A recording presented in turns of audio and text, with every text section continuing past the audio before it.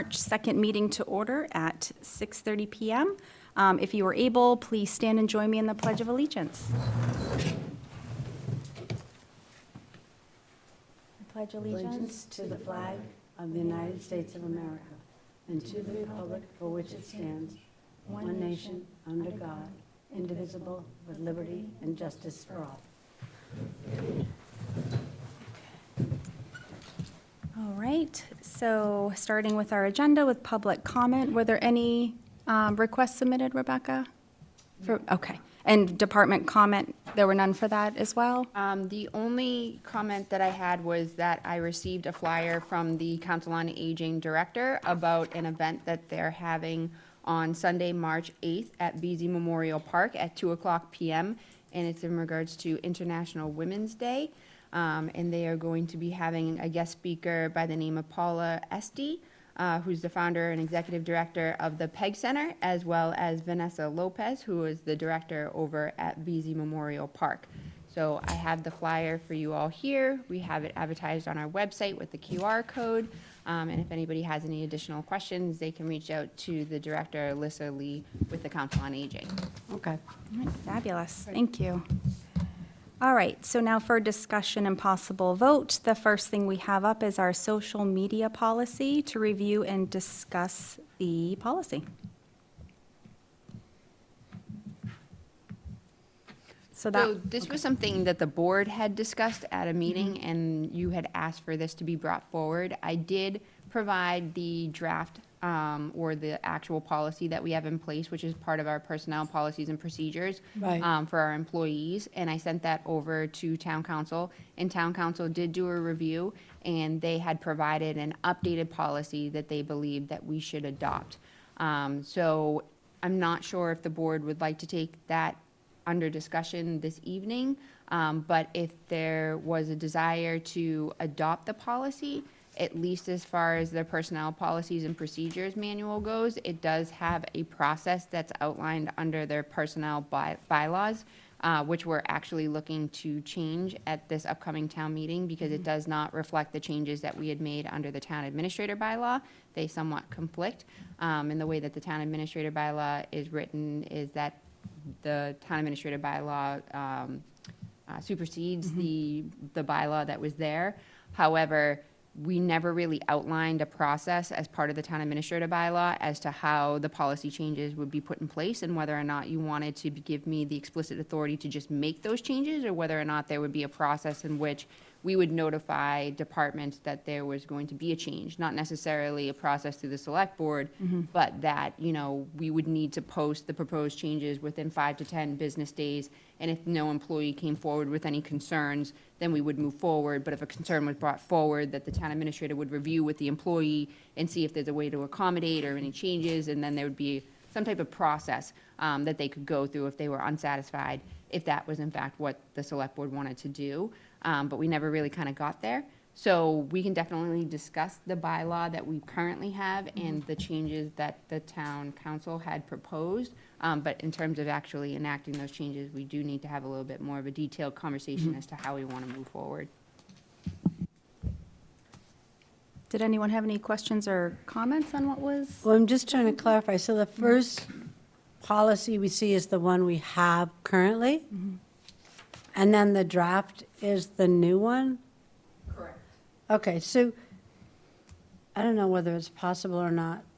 If they're totally different format, I guess not. I like to see like the existing and then in a different color, blue, purple, something, the changes. And somewhat of an explanation, like a little explanation, like law. They didn't make amendments to our policy. Right. They just gave us a brand-new policy instead to delete your existing policy and replace it with this one. So they didn't do a red line Okay. version where they had removed certain language and struck the certain Okay. language. They just said, let's strike the entire policy and replace it with a new policy. That's the second one. That's why the formatting is different and everything else is much different. Okay, and so, and I know you forwarded to me at some point a social media policy from Yeah, there was another town that had. another that was a town. sample, yeah. So, I mean, do we want to look, like, when Jason and I went through and did all this, we looked at all different towns to see what everyone else was doing, you know, to see why. Because sometimes it's not about what you're doing, sometimes it's like, why? Do we want this? Is this something? Why? Why? Because these policies can become problematic if we don't understand why. So my thought was, it seems to only suggest employees, right? I'm sorry? Only employees? For the personnel policies and procedures, so that also includes appointed individuals, and I believe that our policy from the select board also refers to the personnel policies and procedures for when in fact there is no policy in place by the select board to reinforce certain provisions such as harassment, et cetera, that is within our personnel policy. Okay, so just to shorten and clarify, we're saying that this social media policy that town council has put forward would apply to employees, elected officials, and appointed officials. Correct. Okay. So I think like there should be a definitions thing at the top, because, I mean, if I asked the question, wouldn't somebody else naturally ask the same question? Like, oh, I didn't know this applied to me. Because, we think of employees as people that work all day here. And a lot of times we don't recognize elected and appointed people as an employee, because some of them aren't even given a stipend. So I don't know whether they're qualified as an employee if they're not receiving any payment. I'm not sure, is what I'm saying. So before we adopt the policy, I'd like to have the definition of who it's applying to be real specific, so that it's clear. And it's long. Is there any way to have a shorter one? Or is this necessarily long? So their advice to me is that they would advise us to use a policy that is more concise and better insulates the town from liabilities, namely under the First Amendment. Yes. In addition, this policy has been updated to comply with the Supreme Judicial Court's ruling in Barron versus Colenda and Linked versus Freed. Okay. So the new one's shorter, you think? It's more concise, is the It's not guidance. shorter. Okay, because they're both kind of long. Okay. So other than definitions, is there a way to have like an executive summary of this policy? What is the purpose of it? And how does it impact, our appointed people, our elected people, and our employees? How do you, overall, how do you behave with it? That's all. Because I think sometimes to read the whole thing is like, by the end, you're like, well, I don't know. What can I say? Can I put something on my Facebook or not? I don't know. I've always thought, like, just kind of rule of thumb, if you're at a meeting, you kind of say whether you're there as a member of this board or you're there as an individual. That makes it clear, right? But in this, it's not really clear. So is it possible for us to have definitions at the top and some kind of a reason for this change? And then to send it out to see if there's anybody has any feedback, give the boards in town and the employees a chance to say something? So whatever the board, or whatever is the pleasure of the board, my only comment is that it's not a standalone policy if it were to be adopted. If you were to move forward, like we just discussed, in the fashion of replacing the existing policy, it Yep. would be incorporated as our personnel policies and procedures, Yep. which is a comprehensive document that does have definitions and terms applied to the beginning of that document. Oh, so it has it. So are you asking for a preamble to this one policy? Are you asking for a definition to this one policy? Is this supposed to be a standalone policy? Do you want it incorporated? I just need a little bit more guidance, and we can Okay. definitely figure out exactly what the board wants to do. So do you feel it should just be part of our greater, and then the definitions are already there? Well, we'll need to confirm that the definitions that you're looking, or the words that you're looking to be defined, are clearly defined in the definitions of the comprehensive manual itself. But I Correct. would suggest that it be incorporated and replace the existing policy. Okay.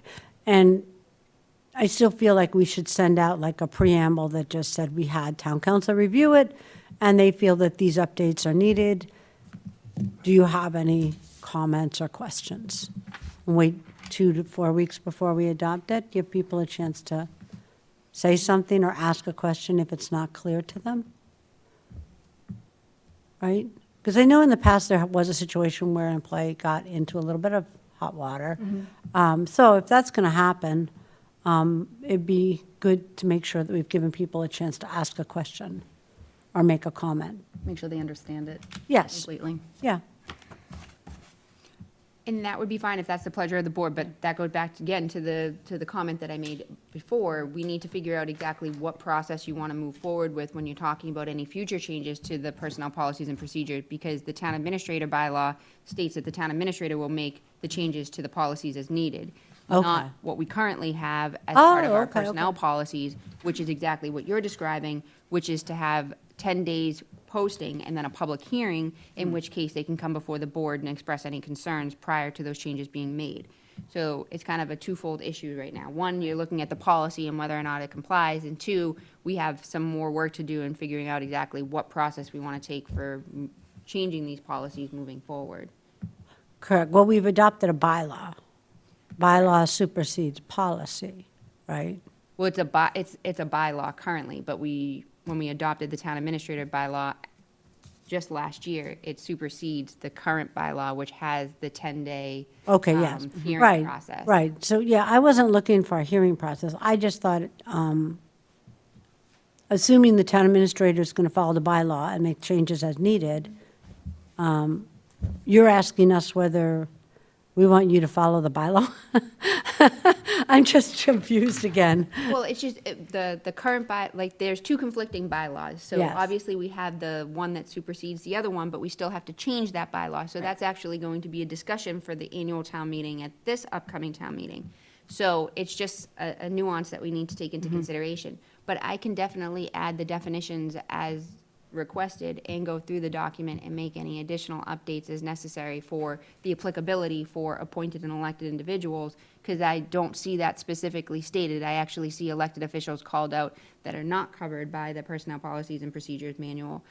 It does not make any reference to appointed individuals because they are special appointed employees, or special employees as we refer to them. Yeah. But even elected are, so I'm not sure, like you said, from a definition standpoint, whether or not having that conversation at large and including those would be important. But we're bringing something forward to town meeting.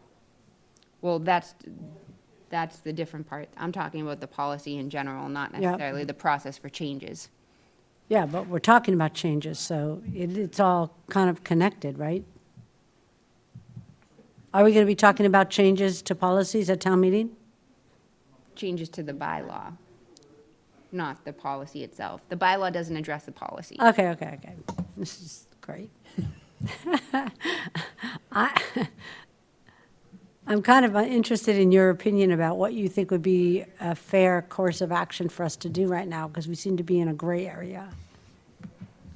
So I can go back and define a more concrete path or options for the board to proceed with, if that's what the board wants. But in regards to tonight's discussion, I think you might want to focus more so on the policy and the language in regards to the actual social media clauses that were brought up as part of the original conversation, some of the concerns that were brought forward as part of the original court case. I believe Select Board Member Baker had brought those forward. So I think if you want to focus on that and refine that language, then I can get you again, a way in which we would go forward with adopting such whatever bylaw and whatever process is available to us.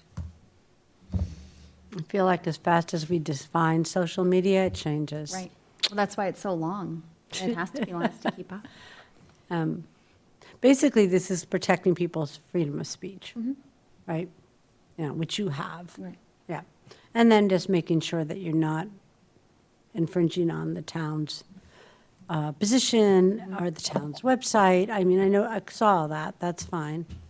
You know, so that's fine. Yeah.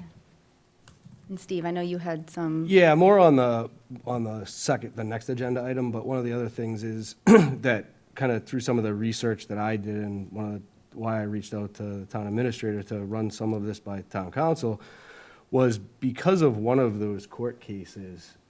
We have to be very careful about what's in our policies, because if now that they've defined what you can have, you fall outside of the protections of MCRA if you don't have a policy correctly defined, meaning if we have a policy that steps on that court case, we can be held personally liable. Right. So we have to be really careful with that. Yep. And I see, I mean, this seems to allow the freedom of speech, and it speaks mainly to people trying to post on the official town websites or start an official town website, and that all goes through the town administrator at this time, right? And Ed, did you have any questions or comments on the social media? No. Okay. Not at this time. Okay. Yeah, I mean, I thought it looked good. I thought it covered all the things that I would expect it to Yeah. cover and, kind of set the right guidelines. I do agree about just the definition of who it covers. I think as long as that's covered in the overall employee handbook or whatever it is, I think that's good. But I didn't see anything in here that concerned me.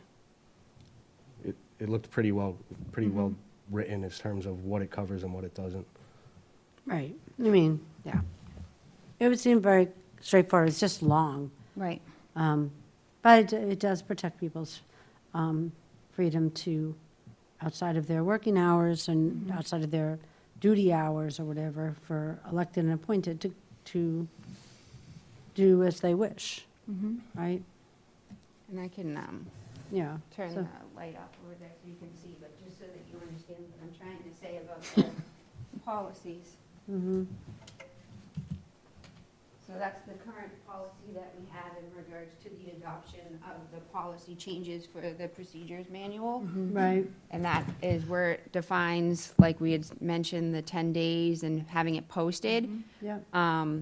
However, if you go to the new bylaw, which is the town administrator bylaw, you'll see here that it says that the town administrator is responsible for reviewing the bylaw and keeping them current and consistent with best practices. So it doesn't necessarily allow for a process other than for me to just make those changes. So that was part of the second half of the conversation as to how we want to move forward with that.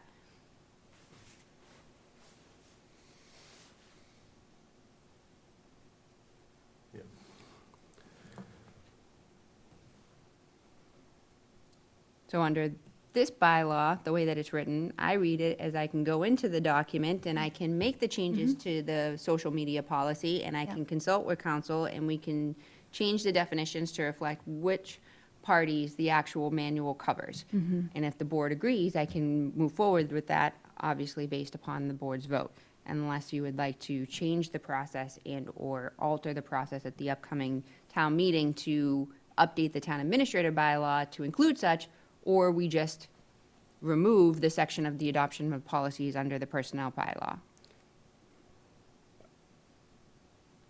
I mean, I think we should go with the town administrator bylaw. It's the one that we just passed. Right. And it supersedes the original bylaw because we didn't have a town administrator bylaw. So it seems to me that we should follow the bylaw that we just passed. Yeah.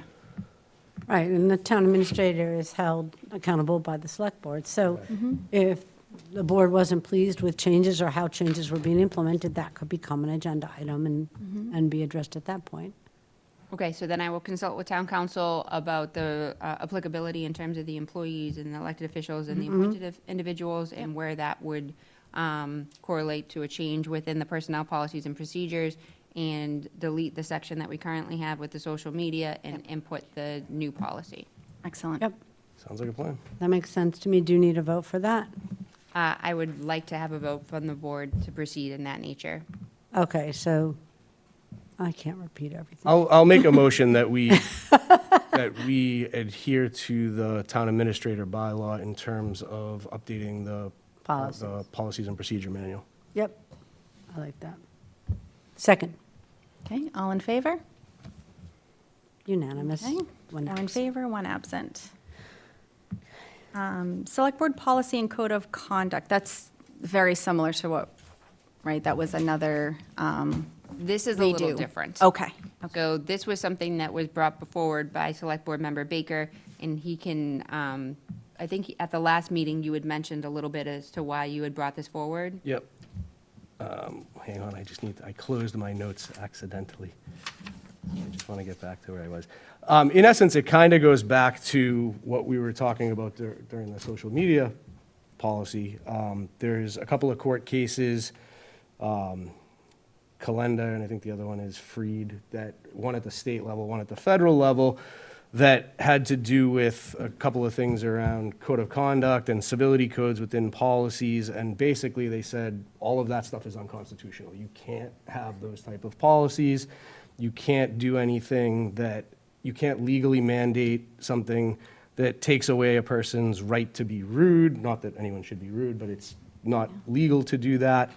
And in the Calenda case, they specifically stated part of the Mass state constitution that says you can't do that. So it applies to things like public comment, it applies to things like having policies about how people have to conduct themselves outside of meetings, and it also ties in some of that MCRA stuff where if you have policies that define that and you enforce them, then you're in violation at a personal level as opposed to at a town level. So I had seen a few things in the policy, and I ran it by somebody, and I asked a few questions to Rebecca. She decided to take it to town council, and they came back with some recommendations that I think are covered in the new policy. And I don't know if they had any specific commentary on that you want to share, but there was definitely some things in there that could have put us on the wrong side of that.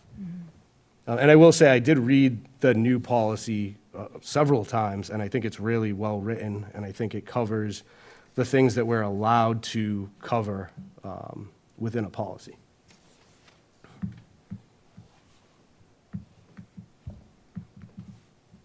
Yes, so town council did have a chance to review. They did find that there were violations that were prominent in terms of the policies that we had put together, and that they had suggested that we remove the code of conduct altogether. And then they had taken a little bit of a closer look at the other policies that we had put in place. So they had made some changes to the bulletin board posting, which we also took to include the digital board outside. And then they also talked a little bit about the minutes policy that we had adopted and put into place. And they had essentially stated that they did not believe that it was necessary because it's not up to date on the most recent open meeting law development. And there's really no point in having a policy that effectively says nothing more than town public bodies are required to comply with open meeting law. And again, when it refers to the bulletin board policy, he had said that the town has ultimately two choices. One is to let everyone post whatever they want, subject to certain limitations, such as true threats, incitement to imminent lawless conduct. Or B, say that they are forms of government speech to which free speech laws do not apply, and then the town can permit or deny an application to use the forum for any reason or no reason at all. And then in regards to the actual public comment time, they had also suggested that we remove our current policy and replace it with a policy that they felt, again, could enforce the First Amendment rights of individuals to express how they feel where they're allowed to. They did say you could just not allow public comment whatsoever, and then you don't have to deal with it. But where you are allowing for public comment, you can't restrict that public comment in the way that we were restricting it per the policy. So they said that, like to Steve's point, that you should not have a policy that you can't enforce, and it should be legal. So they suggested that we make changes there. And then the only other changes that they had suggested were as part of the actual policies that the board had approved as part of its initial effort with both Select Board Member Cashinellis and Naves, was in regards to the actual operating policies and procedures. So they said that those could remain, but they had some updates, but they were very minimal updates, like where it says comply with ethics. They just said that it would comply with Massachusetts general law, and cited the law. So those were the changes. I'm sorry, it was the operations. So that it would comply with the actual law itself.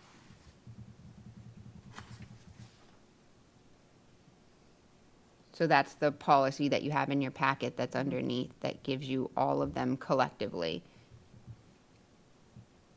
So they're saying to remove the meeting minute retention policy, replace the bulletin board policy, replace your public comment policy, remove the code of conduct, and to make minor revisions to the operations Yep. policies and procedures of the select board. And that's citing the law and then also referring to Robert's Rules of Order for the actual code of conduct for the board members during meetings. All of that makes sense, thank you. Because I didn't have two screens over the weekend, so I was comparing them, and I was wondering why some things were missing, but that makes a lot of sense. The way it's written is very nice. I was just concerned that some things were taken out, but I'm happy that we had town council look at it to cover us, so. Kathy, did you have comments on this one? Well, I just want some more time to go through it, having heard, why. I always wonder, why is this all coming up all of a sudden? Why? We're in the middle of budget season. So I'm kind of like, why are we doing this now? But I know one of our goals was to review the policy. So I wanted to spend a little more time looking around over the fence and all, and making sure that it makes sense, especially our public comment policy, to make sure that it's, the rewrite is something we can facilitate and live with. Because certainly I do think that civility is important. I think you can express your dissent or your disagreement without raising your voice, without calling people names, and a lot of other things that have gone on in the past. And I think that's part of parliamentary process, is learning what is parliamentary process, waiting to be recognized, letting somebody finish what they're saying, respectfully disagreeing with them in a way that explains what you're thinking and why. All those things are important, and it's nothing to do with freedom of speech. It has everything to do with a well-organized meeting that gets things done versus chaos, right? We have rules at town meeting that we follow. We have expectations of visitors into the town hall who are coming to see our town employees. We have expectations there. So I like that we're looking at all this. I like that we're updating all this, but I want to make sure we take a good time looking at it before we push ahead. If I- Yeah. So I agree with everything you just said. The issue is that court case literally says, if you allow public comment, you cannot tell people what they can say or how they can say it. That is literally the result of that case. And that's why I think they made some of the updates. Yes, I want to look into that more. Okay. And Ed, do you have any comments on the No, I'm all set with policies? it. Okay. So we'll table this then for the next meeting? Yeah, Just and as long as some there's time to- room. I mean, to me, the priority right now is the budget. Yeah. And the budget. The budget. But yes, I know policies are important, and, yeah, we don't want to be outside of the law, that's for sure. Okay. All right, we're going to talk about chickens. We're gonna- So next on the agenda is the proposed chicken bylaw. So I have a presentation that I shared with you ahead of time, so I'll Yep. talk you through that a little bit here. So if you want to go to the next slide here. So just basically going through what we're aiming to accomplish tonight. So review a draft backyard chicken bylaw, discuss possible changes or clarifications of the language, decide whether we want to advance this to 2026 town meeting warrant, and ensure that residents, not the board, make the final decision through town meeting. So just want to make sure that's clear. So next slide, please. So a little background, Groveland supports home farming and backyard chickens. We saw it a lot during COVID. It became a big hobby for people, which was great. The issue prompting this draft bylaw was raised by a few residents who are experiencing constant rooster noise. A fun fact, roosters crow throughout the day. It's not like in the cartoons where they see the sun, one cock-a-doodle-doo, and that's it. It's consistent and creates nuisance concerns. So the focus is not about farming, it's about addressing repeated noise in residential areas. Next slide. So the draft bylaw that was put together was with the help of Sam Jocelyn, the Groveland Building Inspector / Chicken Checker, and our town administrator. We wanted to align, with any mass general laws. And then Sam was also nice enough to look at other Massachusetts communities to look at what they've done to focus on an approach that would work well for our town. So next slide. So this was what was proposed. So the draft sets limits based on lot size. So this, even though this started out as a rooster conversation, just based on what other towns are doing, Sam had suggested throwing in the chickens as well too, to be overall. So for hens, lot size under a half acre, they can keep up to 6 hens. Lots of a half acre or greater may keep up to 12. He suggested for roosters that they be prohibited on lots under 1 acre. Lots under greater than an acre could have a maximum of 1 rooster. For me personally, after discussing this with some concerned residents, I would opt to prohibit roosters altogether, but I wanted to present this draft to get everyone's feedback. And then chicks, the little chicks, they're excluded from this. Okay. Yes. So next slide, please. So the limits were intended to address some practical concerns. So the part with the chickens and controlling the number of chickens has a lot to do with rodent control, tied to the feed and waste. As far as the roosters, to address the noise impact and to scale allowances to lot size. And overall, the aim is to align with public health and neighborhood character. And next slide. This one's a busy slide. But I wanted to give some scientific facts here. So this is specifically about the rooster noise. I thought it was interesting learning about this to see how it compared to sounds that we know of, right? Because not everyone has a rooster living next door or in their neighborhood. So what does it feel like to have that? So for 1 rooster, to put it into context, the 100 decibel is like a motorcycle or chainsaw. If it gets a little louder, a rock concert, and then a police siren or a jet engine at a distance. So also think about a rooster crowing near a property line is louder than a lawnmower and comparable to a chainsaw, particularly during early morning quiet hours. So again, it's not necessarily when the sun's peeking out. I believe a resident had sent a video, was at 4:45 in the morning. The rooster started crowing and it was dark. So that's 1 rooster. Now, if you have multiple roosters, let's say 5, it doesn't necessarily increase by 5, but you do have that complexity of the territorial call and response behavior. They're all trying to impress the chickens, and they're all fighting with each other. So that noise can definitely be a problem. I just went up to 10 just to give that comparison. And again, the multiple bird crows and the overlap can be very disruptive in residential settings. So next slide, please. This I felt was important to see because you can see how these things compare. So it reinforces that rooster noise is not just about volume, but it's how people experience it. So this highlights that roosters crowing is described as sudden, high-pitched, and repetitive. It occurs in the early morning hours when background noise is the lowest, but also throughout the day.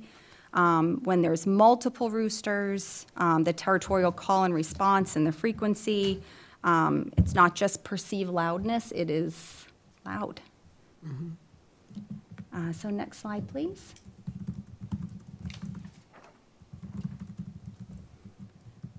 So this was to give a little bit of context, looking through what other communities were doing. I tried to stick to Eastern Massachusetts, but in some towns, roosters are not permitted at all. So Amesbury, Danvers, and Ipswich were three that I found in our area. Most communities limit 6 to 10 birds as far as the chickens go.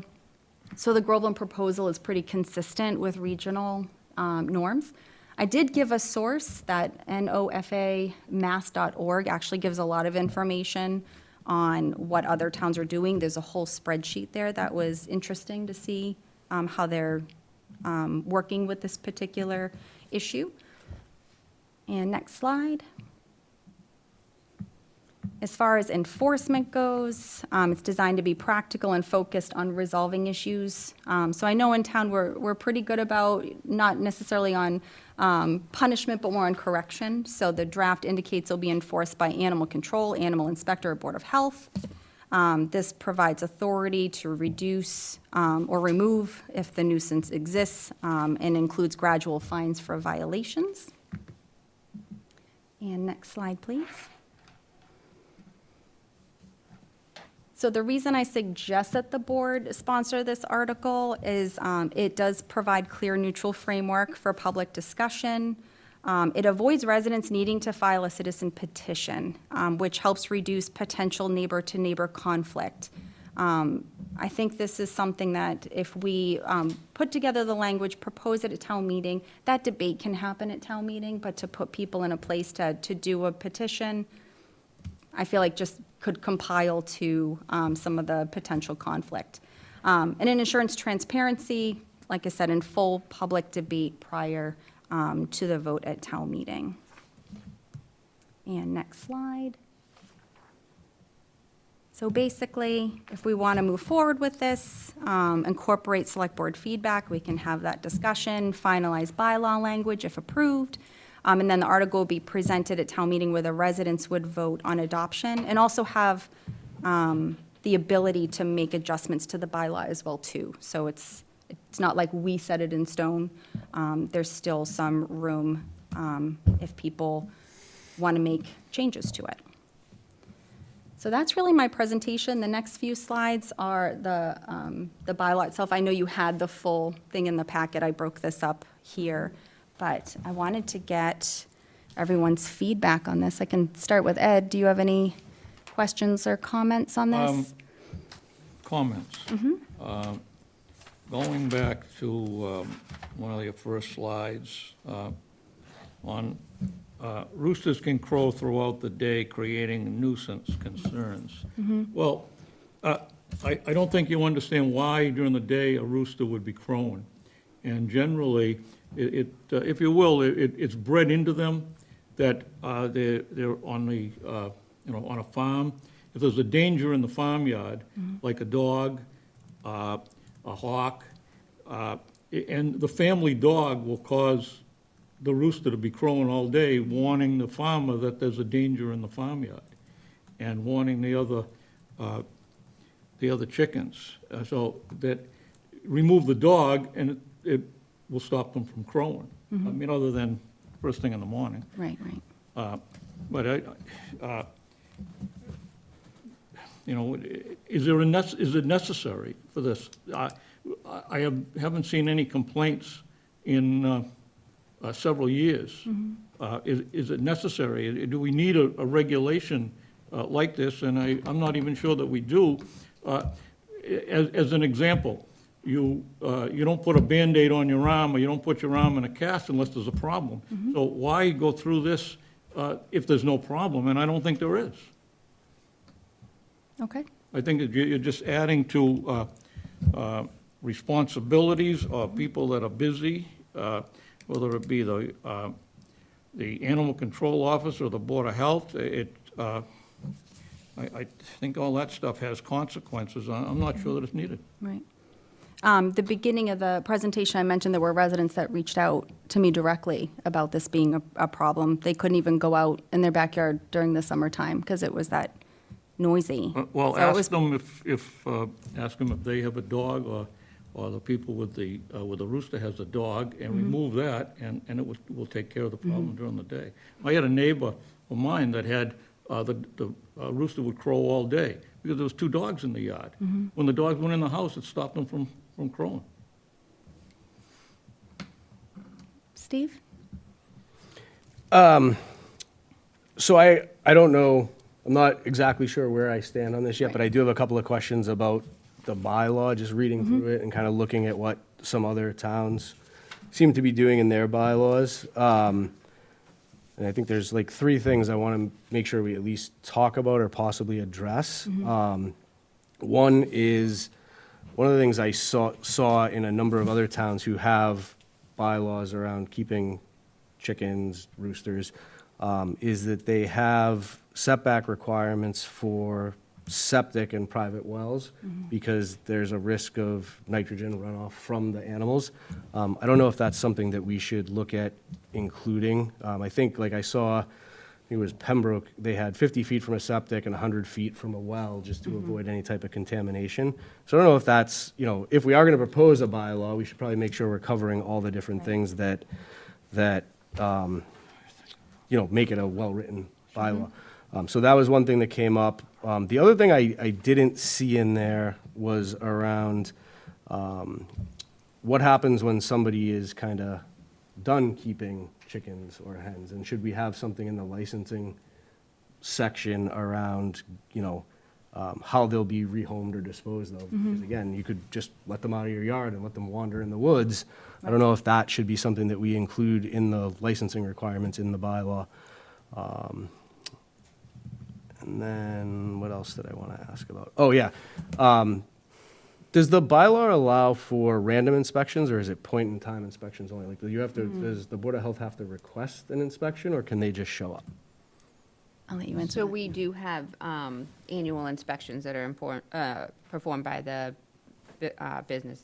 building inspector. But I'm not sure in relation specifically to, Yeah, I guess the reason I'm asking that question is, if I know I'm having an annual inspection, I can make sure that my chicken coop is clean and all of that. So do we have the ability to allow for, if there's a complaint, to allow for inspection? And is that Yes. in the bylaw? we do, Okay, under our current bylaw. gotcha. So we should probably make sure that's included in the new one, because I didn't see it in there. Okay. So those are probably the 3 things that, Okay. again, I don't really have enough info to Right. decide on this yet, but those were just things that I saw that we should probably make sure are factored into the bylaw. Kathy? So we have an animal inspector already, correct? He's doubling as our building inspector. And this is the individual that the complaints should go to, I thought, not the Board of Health, right? We have so doesn't the animal inspector do annual inspections of stables and things like that? They do, yes. Okay, but not chickens? I think it's over a certain, I'm trying to look it up right now. I know Oh, there's okay, like a okay. threshold. Because I was Not wondering, you like, just you have know, one chicken. I have to profess, I don't have a good knowledge base, and I know that the inspections happen, I just don't know, like, for a number of dogs to be considered a kennel, how many dogs is that? For chickens to be considered something that gets inspected, how many chickens is that? And I don't know if we have any information on how many homes in Groveland could potentially be impacted. Because that, to me, would be kind of, I'd like to know that, especially, you would say like, oh, get rid of your rooster. Like, I mean, what are they going to do, Kill it, or, I don't know. But I also feel like, you have to be responsive to residents, because as the town grows, we grow in complexity. We have to be able to live next door to each other. We have to be respectful of our neighbors in our neighborhood. And so, we want our, people that own animals to take good care of them and not to have those animals become a burden to their neighborhood. Years and years ago, we had a huge problem on Wood Street with a dog that was outside barking like nonstop all day. And I don't remember really how it all got resolved, but I do recall that, it wasn't a whole bunch of residents complaining. It was one that lived there and said, this dog is literally barking all day long. I'm going out of my mind. And I don't blame them for saying something, because that's a lot. Something that's consistently going on all day long, that makes you unable to use your home and your property, infringes on your ability to live your life. So I'd like to be respectful to both sides of it. Yep. So I see the need to look into this, for sure. I see the need to get more information on it and find out, like, what do we already have for the inspector of animals, what happens. When, I would assume the police would be the first people to get a complaint most of the time. Usually if it's a noise complaint, the police get the call and say, I'm hearing this noise, I'm hearing this noise. It hasn't stopped all day, I think something's wrong with this animal. And I would believe they go over there first, and then they call our animal inspector, but I don't know. Yeah, Sam? I'd like to know what the process is now.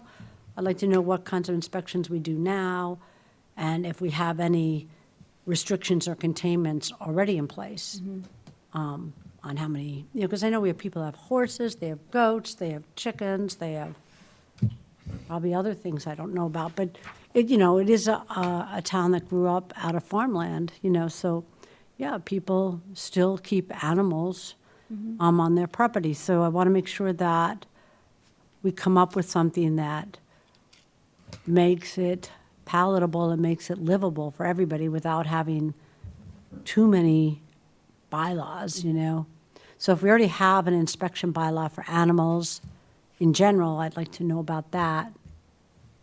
And what does that entail? What happens when someone calls and said, this animal next door is in distress, making a lot of noise, what's wrong? I don't know what happens. So I think it's worth looking into. I think when you hear from like a few residents about something, there's probably others that are equally concerned. I mean, and nobody wants to be on bad footing with your neighborhood, right? We all want to live in our neighborhood. We all want to get along with our neighbors. So I agree with your point of view that if we're going to do something, let it come through the proper process of the select board and not pit one neighbor against another neighbor. Those kind of situations in town meeting usually just end up getting tabled and we don't make any progress at all, and the problem then continues on until something more develops. So, we are developing as a town. We are building more homes. People have to live next door to each other. We don't have as much space. And noise concerns are definitely part of growing pains. So, yeah, I think it's something that we need to look into. As far as I saw, the only bylaw we had regarding farm animals was something about keeping your pig penned up or something. So something must have happened back in Groveland history. With the It's pigs? more so under Massachusetts general law. Okay, In which thank it's you. required. It's Okay. Section 7 of Chapter 129 of the Massachusetts general law, permission to inspect any property on which animals are kept. And that's invested in the animal inspector, which must be appointed annually.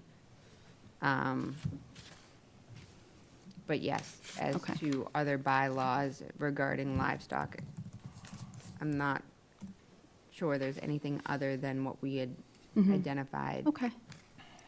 I'm trying to pull it up right now. And it was an interesting topic to look at. And I don't live next door to, or I don't have a rooster in my neighborhood. So it was interesting seeing those facts to see this is what it feels like. Right. But I'd like to open it up to comment. Go ahead. Your name and street address, please.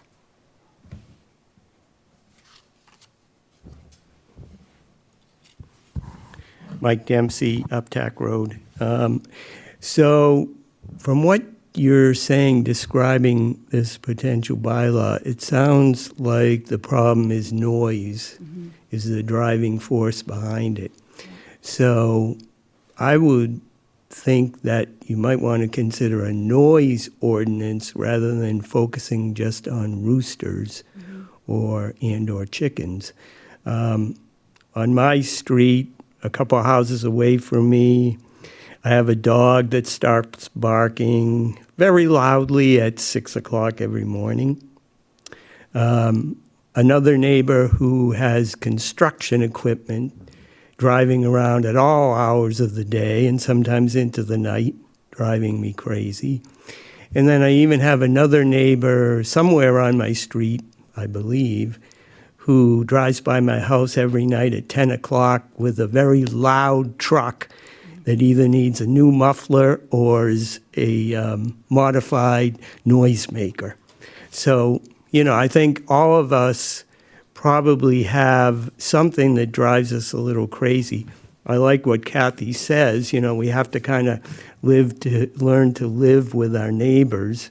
But, maybe if we're that concerned about noise from chickens, let's think about including all the noises and, make it fair for everybody, right? Thank you. Thank you. Any other comment?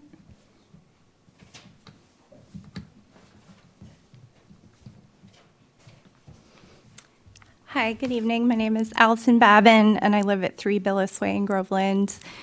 And didn't really want to get up here and speak tonight, but I'm really called up because I have to emphasize that even though you may not have heard the complaints, living next to roosters is absolutely torturous. We've been woken up at 3 in the morning. That's not an exaggeration. We hear them all day, and in the summer we hear them pretty far into the night. We live next to, I believe, 10 roosters and I believe 100 chickens. I actually don't have any opinion on the chicken piece of it. They don't bother us. It's just the sounds of the roosters. It's relentless. There is something about it. I understand truck sounds and dog sounds, and we have all kinds of sounds in our neighborhood. Kids, cars, motorcycles, everything, all good. There's something about the rooster over and over and over. The pitch, the competition, it's just it's really difficult. And so I just wanted to give you that human perspective of what it feels like to live next to it. Thank you. Thank you. Thank you.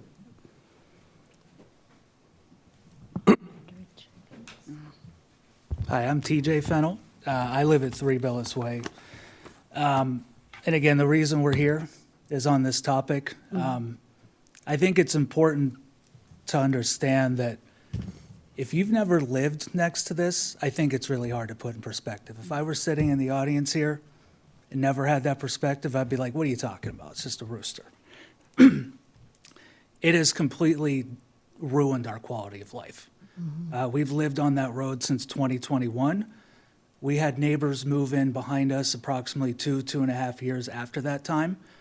They decided to turn their residential property, not a farming property, into a pseudo farm.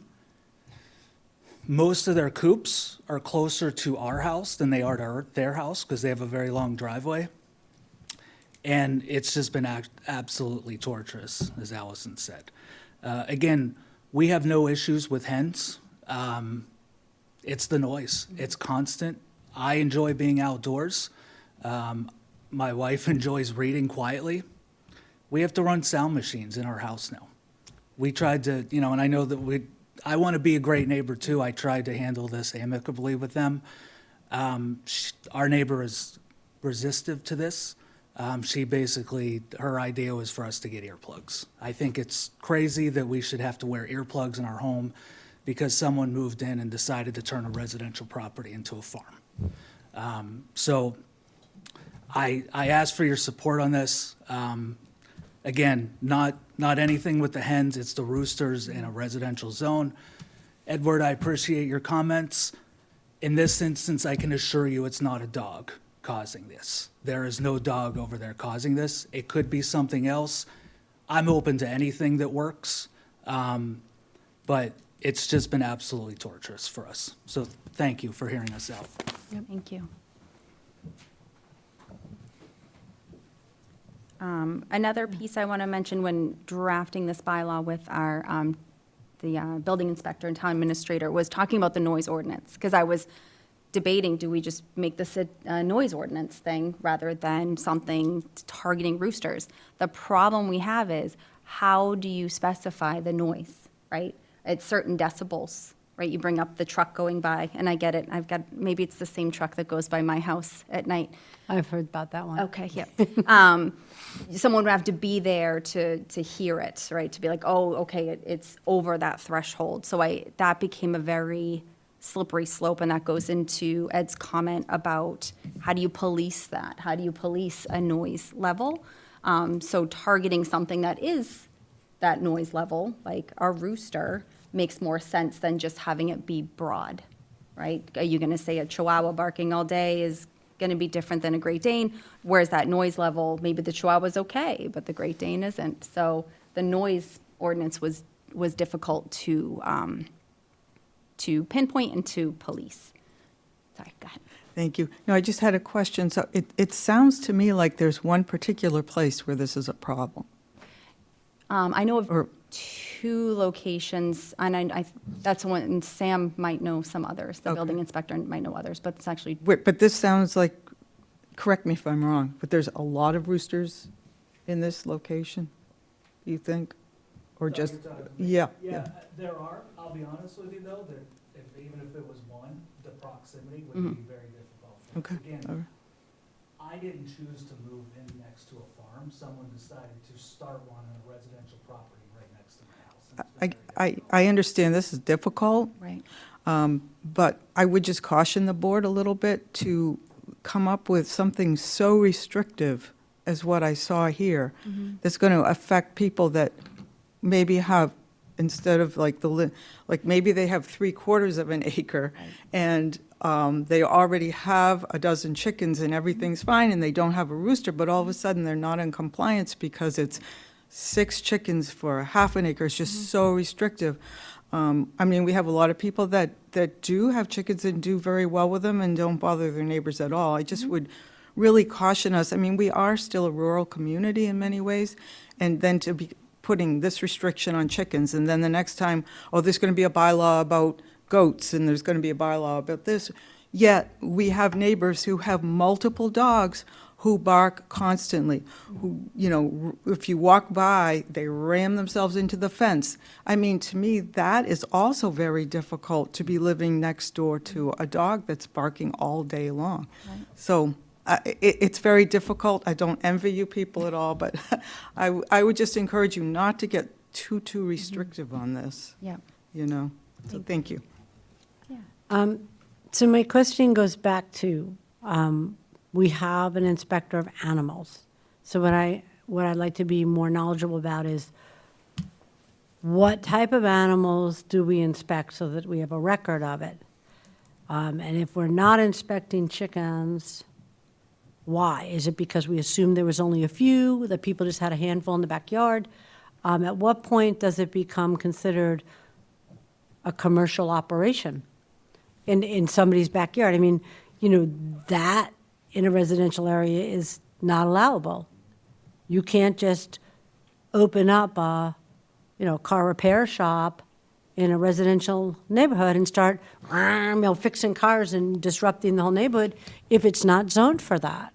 So I guess my question is, when it comes to chickens or other types of animals, at what point is it not just somebody having some animals that they get eggs from or milk from or horses that they ride? When does it become, rise to the level of what we would consider a commercial operation, like a riding school? If you have enough horses that you have cars coming and going and people are riding horses all over the place. Or you have a kennel and you have 30 dogs. Do we have, I'm asking, I don't know, in Groveland. I know in other towns there are rules about this type of thing, so I think it gets back to, we have kind of a laid-back inspector of animals thing that goes on. I'm curious as to whether it just entails inspecting stables and larger animals, and we don't really know what the smaller animal population is around town. But it certainly seems like we have to start to think about this because, again, the next thing could be somebody with 30 dogs in a kennel because they say they can make a living by boarding people's dogs all day long next door to you. And they're running around the yard and they're everywhere. I mean, I don't, a certain amount of noise and animal noise is part and parcel, road noises, manure, smell. That's Groveland. That's okay. I just would like to start from what do we actually have now? So I have some of that yeah. information. So Okay. the Yeah, information that Sam had provided during his inspections was that there's 280 chickens, 74 horses, 38 cows, 15 goats, 1 game bird, 3 pigs, 34 turkeys, 17 waterfowl, 3 donkeys, and 2 alpacas. Yeah, they're like Yeah, those mama are cute. cousins. And he said these are just the ones that he's aware of. I'm sure there are a lot more, especially chickens. So they are being inspected, they are being counted by the animal inspector as required under Massachusetts general law. but do we have at what point do you cross over from, having some farm animals that you derive eggs from, maybe you sell a few eggs at the farmer's market, but you're not running a commercial enterprise. Where's that line, or do we not have a line? And that would be something for Sam to talk about how many acres that you're required to have certain animals under, obviously. Yes, There's That would gonna be be- health I- concerns with, the proximity, et cetera. So we can invite Sam into the upcoming meeting and ask him. That would for be more great. Information, and that way it's a more guided conversation instead of the back and forth. right. Can I just ask one follow-on question to what you were just speaking about, Kathy? Yep. Can we also understand what the licensing requirements are? So, Good at what point does someone have to get a license versus, not needing one? And does that then trigger the inspections? I just want to understand what that full process looks like. Yep. Yep.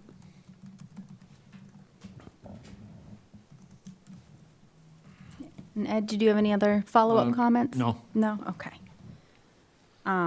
Yeah, the primary thing I was focusing on was the roosters. The chicken part was, if you look at other bylaws, they just pair them, they put them together. So that's why Sam had proposed this. It's just a draft meant for discussion, but it does prompt some additional conversation, so. No, I think it's a worthy conversation. Yeah, absolutely.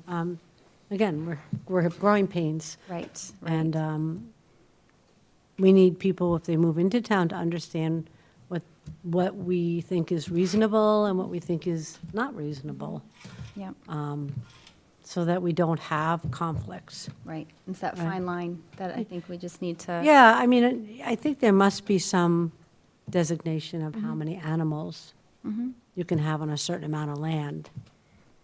Right, and by the property line too. That's the other Oh, piece yeah, of it, right? that Someone too. could have 2 acres, but they keep all their livestock right on the property line. That could be Okay. a yeah, problem as no, well that's a good too, point. so. That's a good point. Okay, so we'll continue this on the next meeting. Okay, great. But thank you, everyone, for Yep. your feedback on that, because I think We it's an important appreciate issue. any resident coming in and talking to us. So thank you. I know it's not easy, but sometimes you just have to take that step. So, All right, so next on the agenda, we have the Pentucket Regional School District fiscal year 2027 budget. So this is a recap from the school committee hearing and discussion on budget impacts. So I'm not sure if any of the select members who attended the meeting want to lead the discussion, or if you'd like me to kind of provide a recap. Well, I mean, it was sort of the same as the year before that and the year before that.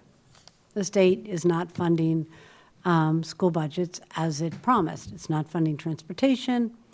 The circuit breaker reimbursement lags a year behind the student. Okay, but they have been consistently getting, I think, fairly reasonable reimbursement on that circuit breaker.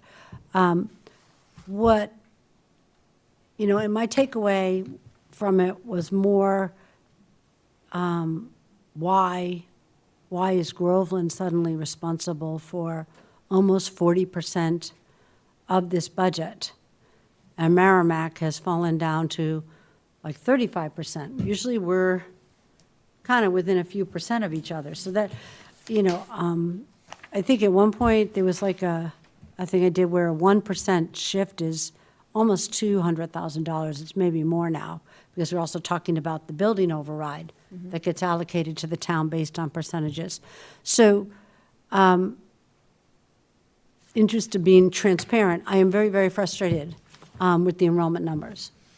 I have spent more hours than I thought I would have to. After, 2 years ago, I went through this, and we found an error in the calculation, and that swung our assessment back better for us. And now I am comparing these enrollment numbers, and I did not do it last year, and I should have, because that's when the change, well, it looks like the change happened. The enrollment numbers that they're using for our assessment do not tie to the DESI enrollment numbers, and both numbers come from the same source. So why is it our foundation enrollment is being allocated on a lower percentage than our allocation of the Pentucket operating budget and the Pentucket building override? And I don't have an answer. I'm very frustrated. I'm very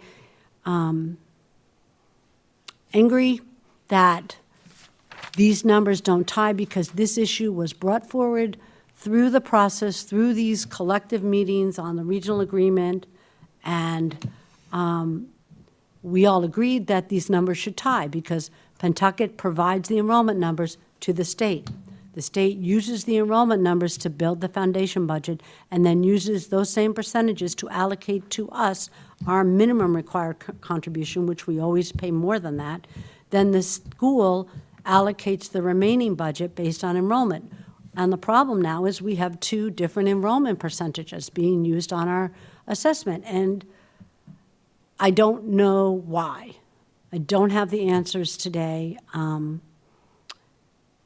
open to suggestions. I feel that, yes, they're not getting the state aid that they need, okay, fine, but this type of, what looks like an error, shouldn't be happening. Because we talked about it with them before. We emphasized how important it was to get the enrollment numbers correct. And I don't know. There's a significant change in the preschool numbers. We go from 33 down to 5. Pre-K, not preschool. I keep calling them pre-K. I don't know why. I don't know why they don't tie to the DESI total numbers. But now it will take me another few hours to dig through DESI and find our individual numbers. This is the problem. It's like, this is their job to do. But if we have to get the numbers from DESI to find out grade by grade where the difference is, we can ask for them and get them if that's what everyone wants. We can do that. It's going to cost us if we don't start looking at this better. Because evidently, when the others go down and we go up, everybody's happy but Groveland. Right. And we always pay the lion's share anyway, so think about it this way. If they decrease the total number and then increase our part of that, then our percentage is really swinging. And 2% is a lot of money. And that's just the operating side. Then there's the override that our residents are paying, and it's not fair to them. There was an error that they made, including the North Shore Tech students in our count, and it wasn't a lot of money, and they refused to correct it. Flat out said no. So I'm done with accepting no, as far as I'm concerned. I don't know how everyone else feels. If we need to take somewhat of an adversarial stand on this assessment until this makes sense to us, I think we owe it to our residents to stand up and say this should make sense. It shouldn't look so different. And it should tie to what the state's using. So either the state doesn't have the right numbers, or you don't have the right numbers, or somebody is doing something very different on either end. Steve? Yeah, I agree completely about the enrollment numbers and the fact that it's frustrating that they don't match. I think that's something that we have to get a handle on, and it needs to be consistent. One of them is right, and we need to understand which one is right. I will say, you know, sitting through the meeting and kind of going through some of the presentation that was given, and then just thinking about it in the broader context of, you know, our own budget here in town. I mean, we're already at over 60% of our budget that goes to the school. And no matter how hard we try to cut costs in other places, we're just not going to be able to keep up with that until some fundamental issues at the state level are fixed. You know, I know I've brought this up before, but I think Massachusetts is one of like 6 states that doesn't fully fund special education and special education transportation up front. That's a huge cost to the district that gets reflected back to us. And I think we all know the Chapter 70 formula is completely broken.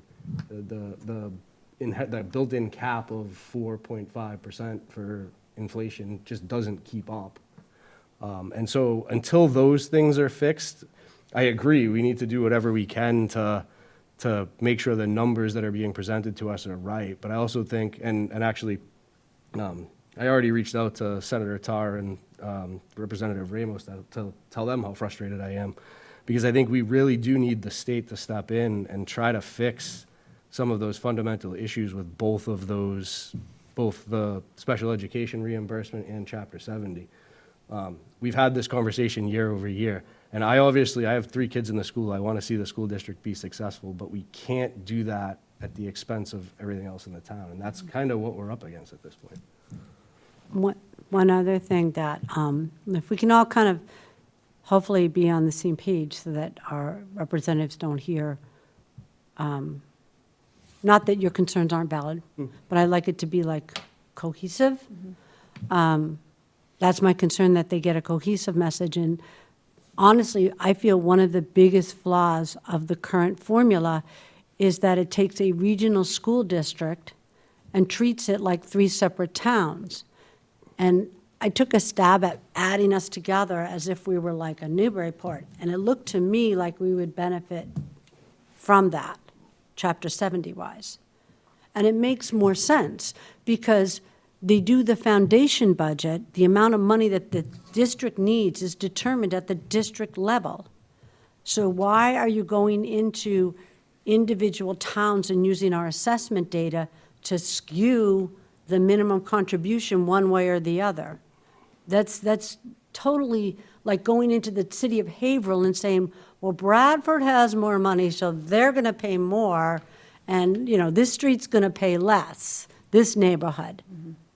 We're one school district, and we should be treated. There is absolutely nothing that I read in the documentation that justifies or explains the way they're treating regional school districts in the allocation that determines your Chapter 70 money.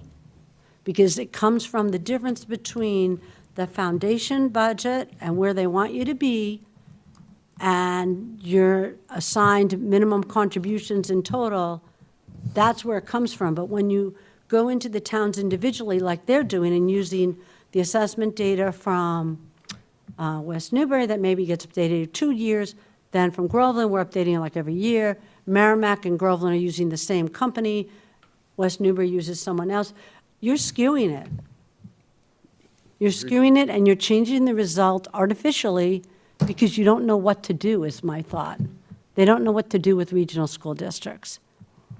And we're a bargain for them, so we should get some consideration that treat us like one school district when you're doing the Chapter 70 allocation. Don't go in there and assign all of this weight based on income in one small town and then another small town. When you add us all together, you know, other cities like Georgetown is treated as one district. Haverhill, one district. Newburyport, one district. We're not treated as one district. They've made up an artificial way of dealing with it, and I don't think they have any justification for it. It is like pricing some neighborhoods higher than others, and it's really unfair. And I would like to see them address that as a first step. I think the circuit breaker Steve, I don't know if you've looked at it, but they've been doing pretty well with the circuit breaker reimbursement. And what I saw a few years ago in the school budget is they weren't consistently taking the prior year circuit breaker and putting it in as revenue. Right. And I haven't checked this year's budget yet because I got hung up on the enrollment, but we should be checking these things because they get that reimbursement, and by law, they are supposed to spend it. All of it. Yep. They're not supposed to put aside 100,000 in case somebody moves into town. That's not how it works. That's not how it works. I mean, we have some things we get reimbursed with and we have to spend a certain way, so do they. So I feel like if we don't take a good hard look at this year's allocation and how we are the one town in the whole district that is in deep trouble right now. This is bad. The allocation has been swung against us. The increase is far more than we can handle, and if this happens next year, it's going to be catastrophic. No mistake. So this is the year to start looking hard at it and see what we can find, because I think we're the only ones that are really going to check over this budget this year, because we're the town that's in trouble. Ed? No, I agree with everything that was said. One thing that we're not doing enough of is contacting a state senator and state representative and putting them on notice that, look, help us out. We need some help. And if you can help us out, we'll go shopping for another candidate so that maybe they can do something, give somebody else a chance. We've got a state representative that's been in there for 4 years. She's in the majority party, hasn't helped us out in the school. We've got a state senator, the minority leader, hasn't really helped us out with additional money or fully funding school transportation. So just put them on notice that, look, we can't keep supporting you if you don't help us out. And Rebecca, did you have any additional comments to the recap? I think it was all covered. Okay, all right. I think the one thing, just for people, the 8 people that watch this show, but our town administrator and our town department heads have collectively done so much to help this town save money. On the trash contract, enormous amount of hours went in, not just the volunteer committee, but the employees of our town working on that. The dam over there on Salem Street that we thought we'd go broke, they got money for that. I mean, our departments are doing everything they can to keep costs as low as they can, because they understand how tight it gets. And I, for one, am really grateful that they're working this hard, and I think we do have to we should invite our state reps in and lay out for them a cohesive script of what it is we're concerned about and what we'd like them to try to do for us. I mean, instead of just complaining, let's give them some stuff and say, we want this fixed. We want this enrollment number stuff fixed. We don't want to see 2 sets of numbers anymore, ever. It should be tied together. You know, we shouldn't be treated differently because we're 3 towns in 1 school district, while other similar districts that are just 1 town get more look at how much Chapter 70 money Newburyport's getting. Take a look. I guarantee you it's better than us. Are they that different wealth-wise? No. We're just put under a different rule. And they don't even, when they give the overview in the PowerPoint, because I've been through it all, and they present how they do all this, they never once talk about regional school districts. Never once. So maybe it's time we started that conversation.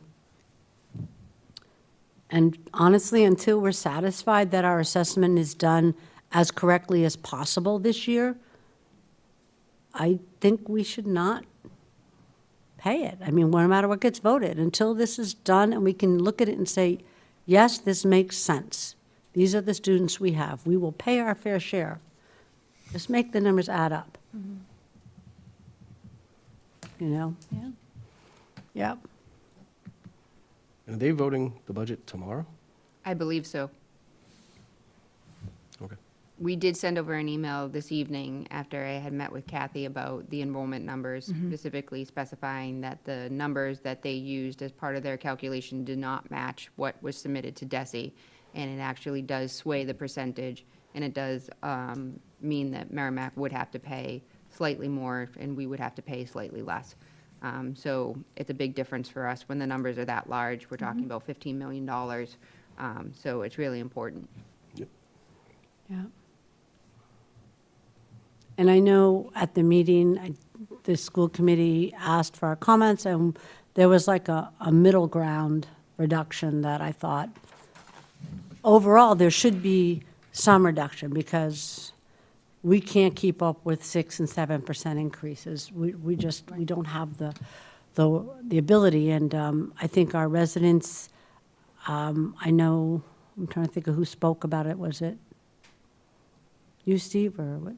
Somebody spoke about, we're looking at the water treatment plant because we have to comply with the mandate on the PFAS, and our residents, already facing higher fuel costs for their home heat, higher gas costs at the pump, higher supermarket costs, higher. This is not the year or the time for override, unless something catastrophic happened. And this is not catastrophic. This is an operating budget that is increasing faster than we can keep up. And therein is the problem. But again, we've been here before, and I think it takes the towns really speaking up at the state level. And if our representatives won't go to bat for us, yes, we'll find somebody running for election that will, because we do need to have people speak up for us and for our students. We want them to have the best education we can provide. We don't want to undercut it. We don't want to lay off people in the school. Not our goal at all. No, but I think it is hard to swallow with the fact that they're also putting money, or significant amount of money, into their reserve fund, that they set that as part of their policy. And so if you're asking us to Right. pony up, then maybe pony up as well. I mean, that's another big concern that I have. Well, yes, and towards that conversation, when they put their money into stabilization, they can move that money and use it with just a school committee vote. So they're not a town or a city that needs stabilization or trucks and buildings and all of this. Yeah, we want them to be building a fund, but they consistently talk about why they're keeping money to replace their fields in 10 years, to replace okay. But it doesn't come through any kind of a town meeting process on what you're spending the stabilization money on.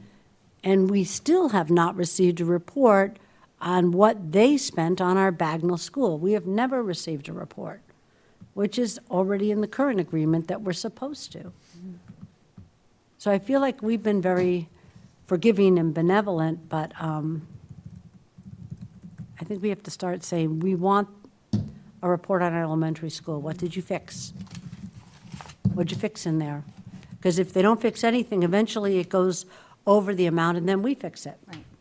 Is that the old because the new regional agreement has not been. It has not been approved yet, Yeah, right? so we're in that gray area. Yes, as we well, are. too. Well, the superintendent raised the fact that he's doing something about asbestos, and I'm thinking, why? You have a brand-new building there. We're responsible for the asbestos at Bagnell. We've been taking care of that year by year. Right. So I'm curious as to where in their budget they're budgeting to do anything about asbestos. Yeah. It doesn't make sense.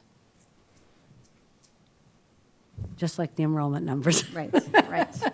Well, that in itself, yeah, would make me not trust the process. And I know how hard our town administrator works, and the different department heads come and plead their case to you and the finance board, and I hear about the things that they need, and you've worked really hard, grants, the trash and recycling, to have this money set aside to think, okay, maybe we could get the 2 people for the fire department that are being asked for. If you watch those meetings, those department heads are not asking for a lot.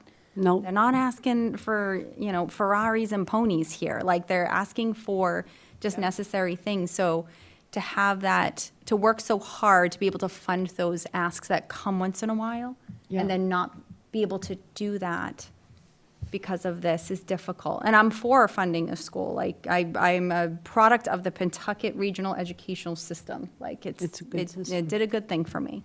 But their numbers have to be right and it has to be fair. Right. And so I'm with you on that. Okay, and so, since we're in open meeting, Rebecca can share the documents that I gave to you with the enrollment numbers?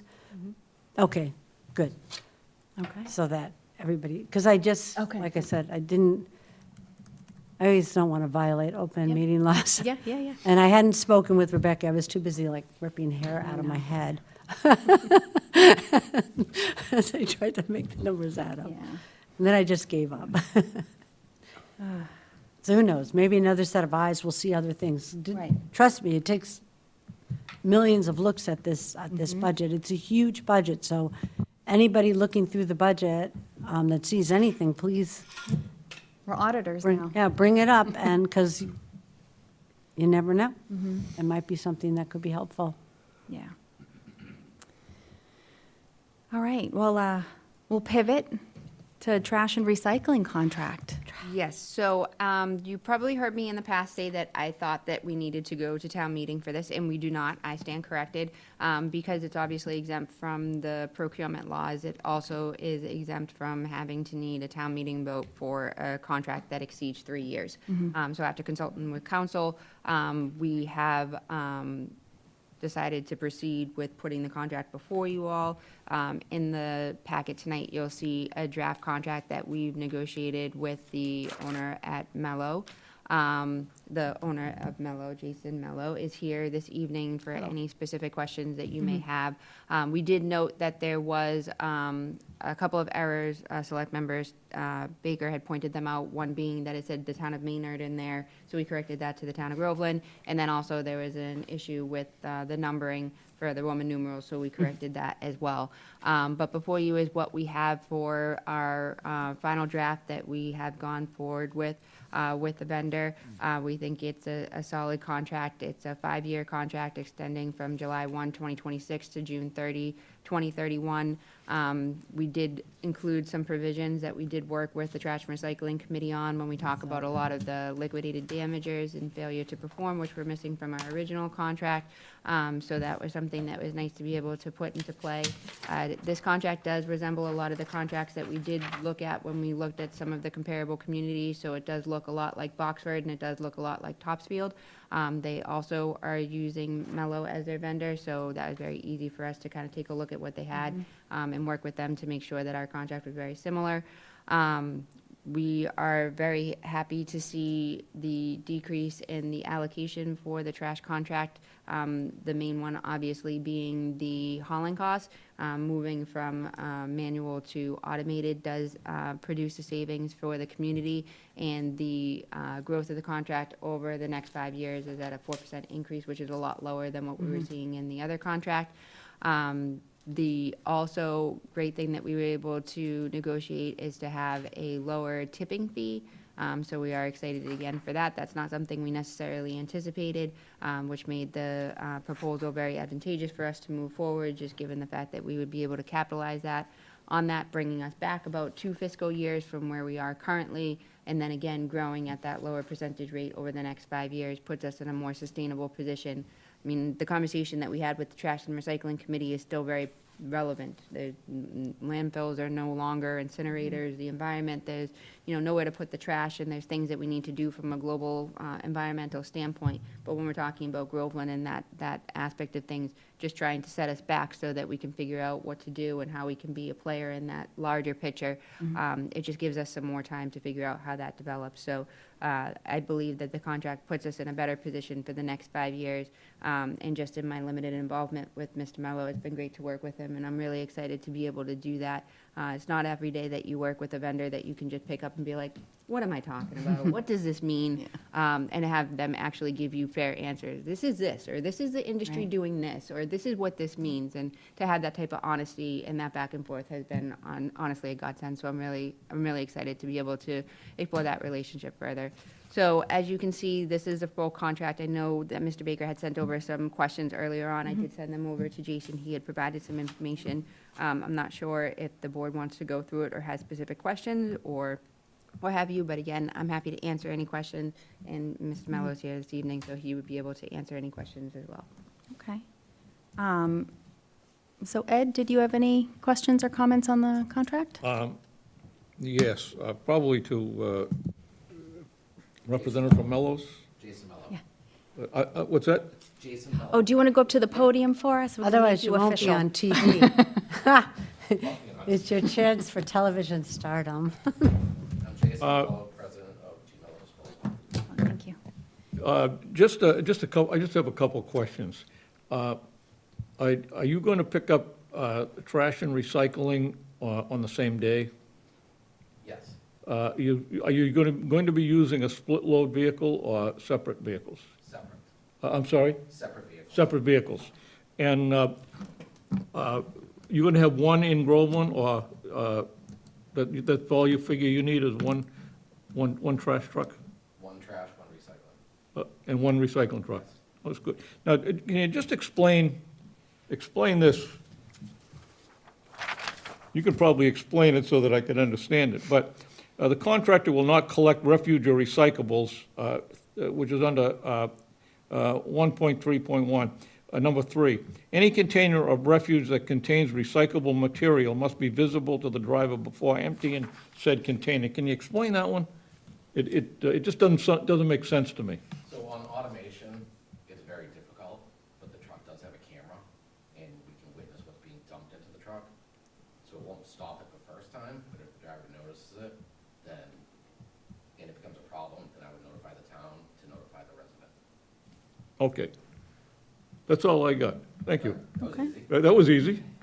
Unless you want a couple of hard questions that you can't answer. If it's trash related, I can. I won't embarrass you, so I won't ask. Thank you.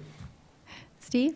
No specific questions. I mean, I looked at the contract, and I think, as the town administrator mentioned, there's a big savings in the hauling fee. I like the fact that there's a predictable increase in both the hauling fee and the tipping fee. It seems like it's right around 4% for both, if my math is right. There's a significant savings with that over the course of 5 years, like somewhere, again, if my math is right, somewhere between like $490,000 and $550,000 over 5 years.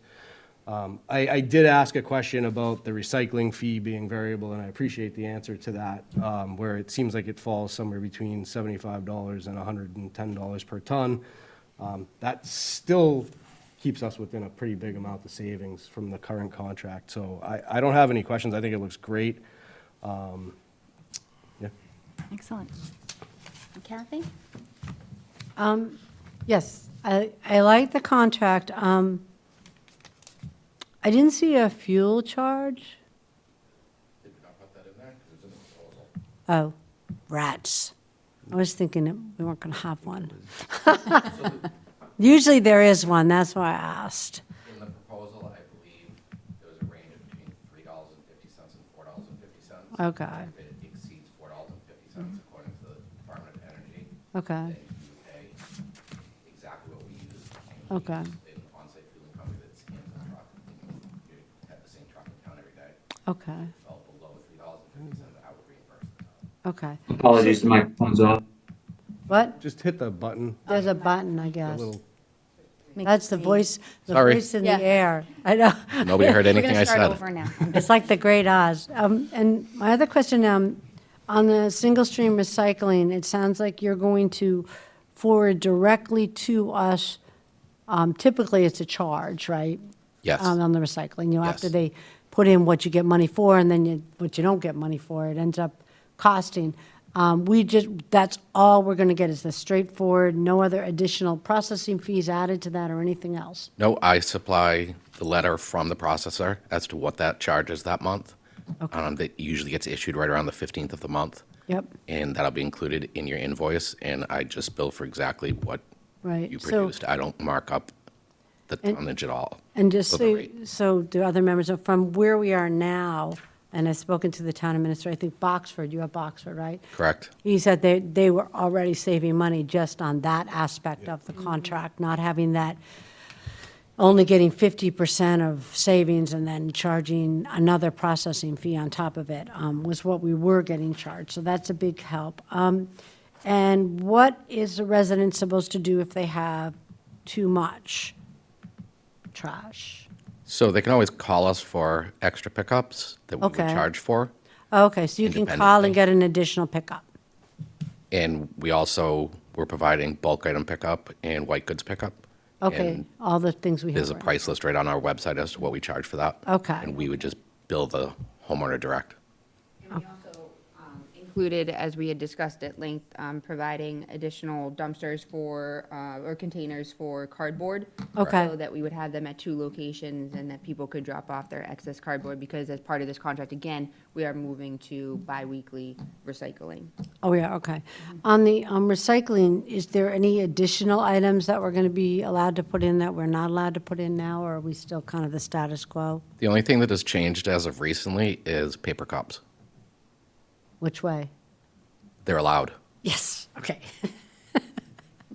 That's just within the last couple of weeks. That became a Massachusetts mandate. Okay, and there's nothing here that prohibits us from going to composting or anything like that on the town basis that, Oh, you can absolutely go to composting. I don't offer the service, but no, I understand that, but sometimes they put provisions that we can't do this or we can't do that, and I didn't see anything restrictive. I thought everything was very straightforward.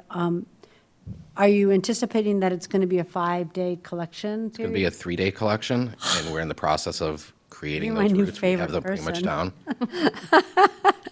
This is- But the way we're going to actually achieve that, Yeah. is we're going to do a 3-day collection, but for instance, Monday's route, half the town will recycle 1 week, half the town, or half of that route on 1 week, half of the route on the second week. Okay, I And gotcha. then that way, that puts a recycling truck in town every day. Okay. Okay, I get that. I know was it the Boxford that color-coded their, their cards? Most do. Most they- towns do. That was cute. Okay, yeah, I like it. I like that you're being very accountable for interruptions in service, because we didn't have any of that before. I know that the other towns that are using you are genuinely very, very pleased. Thank you. You're welcome. And that's not an easy thing to achieve, because everyone likes to complain nowadays. So when they're not complaining, that's a good thing.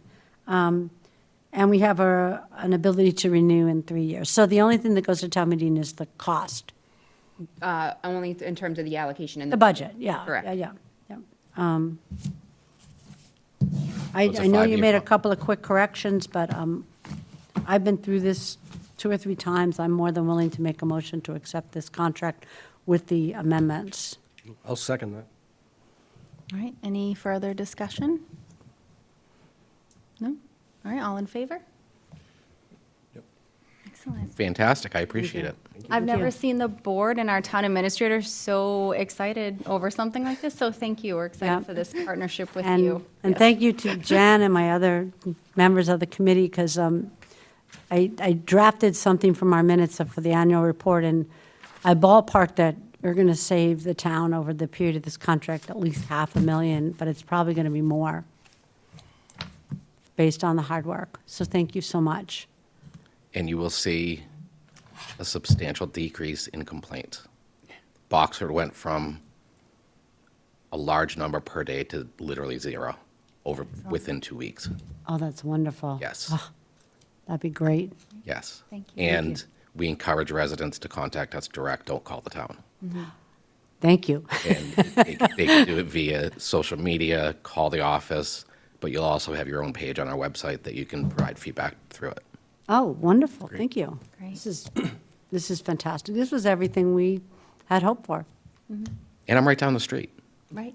Yeah, we know where to find them. Very Thank easy you. to find me. Thank No, you very much. very Appreciate the much. opportunity. Yep, Thank you very thank you. much. Okay. Made this board very happy today. Have a good night, everyone. Yes, you too. too. Thanks. All right, so now we have appointments and resignations. There are none. Approval of the minutes, there are none. Old or unfinished business, we have that committee board template for the Recreation Committee and Town Meeting Study Committee, which I think we're still waiting on those. Yeah, so I believe the town meeting study committee was discussing that at their meeting tonight. And Okay. I spoke with the chair of the rec committee this evening. They're meeting on the 30th of this month, so they're gonna have it as an agenda item for that. They haven't met Right. recently, so. Yeah, excellent. Now we have other items not reasonably anticipated at the time of posting. Anyone? Nothing? Okay. Let's get into town administrator time. I know you're still smiling from the trash contract, but It's very nice to have that yeah. one checked off the list. I'm not gonna lie. And again, it was, I don't wanna belabor the point, but it was very nice to work with somebody who is very transparent and communicative throughout the entire process. And again, that's not something you find refreshing. very often in any of the contracts and the back and forth that you go through. So that's Yeah. always very nice. Maybe you should, for the 8 people that watch our show, give them the highlights of the contract, the liquid damages, the lower cost, because it's great. It's Yeah, it everything really we is. had hoped for. We can definitely do that. For other updates, it's a little brief because it's just been a really, really busy time of year. As you can see with the one update I really have for you, this is for fiscal year 2027 budget update and an annual town meeting warrant.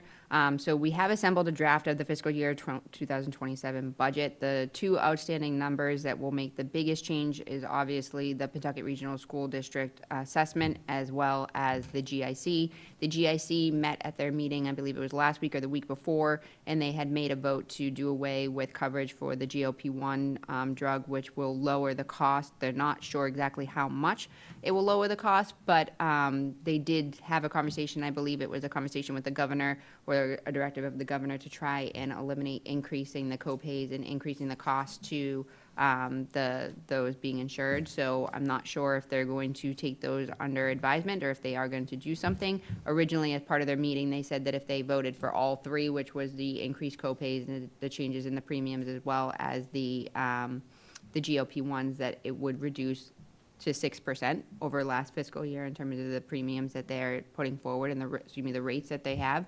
But if they don't, that could obviously go up. So we're just still waiting to figure out exactly how much that rate is going to increase. So hopefully we'll have that information on Thursday. And then as we discussed, the school is slated to vote tomorrow. So hopefully we'll have a final assessment for them.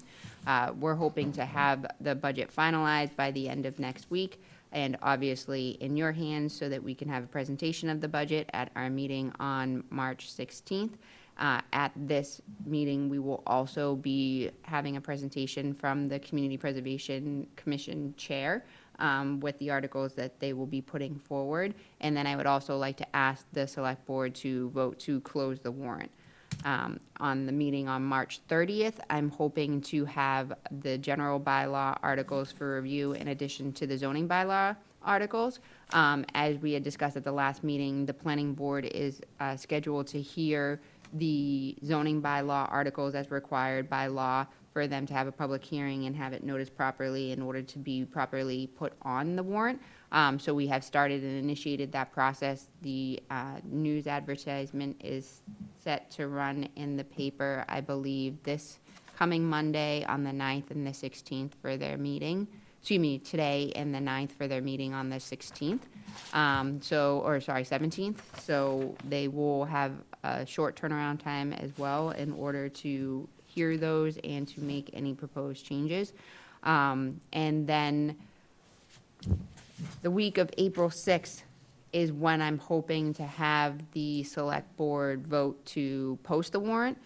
Typically, we like to have the warrant posted on the Friday before the Monday that it's required to be posted. So the week of the 6th, I'm asking for some flexibility with the Select Board. That is a non-meeting week. We technically meet on the 16th, and then the next following Monday would be the 30th, and then technically the 6th is an off week. But again, given the turnaround time and the need to post, we would need to meet on the week of the 6th. And to be honest with you, based upon the amount of information and material we have, we might actually actually need to meet twice if we're not able to get the information and everything organized on the 16th and the 30th. I will say, though, none of this is new information. We've talked a lot about some of the general bylaw articles that we need to do, some housekeeping items. We talked a lot about the zoning bylaw articles that were being put forward. So it's not as though we haven't talked about the budget. The department budgets have been available to the board since January. We've gone back and forth and talked about a lot of the different assessments, like the retirement assessment we've had, so you've been provided those numbers. So it's not that it's brand-new information all thrown at you in like 2 weeks amount of time, but it is just a lot of information in general to sort through.